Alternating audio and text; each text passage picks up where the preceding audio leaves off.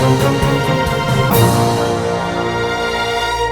latest update karong adlong Biyernes, April 23, 2021 bahin sa atong panahon ug sa atong ginamonitor si Typhoon Bising. Base sa atong Severe Weather Bulletin number 27, sa pagka-alas 10 sa buntag, ang sentro sa mata ni Bagyong Bising ana-ana nahimutang sa gilayon na 715 kilometers silangang amihanang silangan sa Basco, Batanes. Anam-anam nang nagkahinay si Bagyong Bising apan anaa gihapon ni sa typhoon category.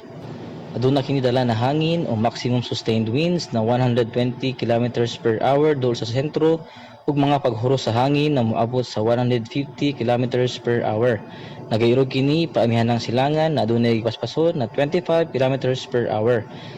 Base sa pinakaulahing forecast track nag-i-issue sa Pag-asa, si Bagyong Bising magalihok paamihanang silangan ngadto sa silangan habagatang silangan sa sunod na mga adlaw. Gimana-banang makagawas na kini ugma sa gabii o sayo sa kabuntagon karong Domingo. Ug mao na atong latest weather update karong adlaw. Para sa dugang impormasyon, bisitahan lang atong official website gikan diri sa buhatan sa Mactan sa Pag-asa Visayas DOST. Kini si Mark Gales, mayong adlaw ug daghang salamat.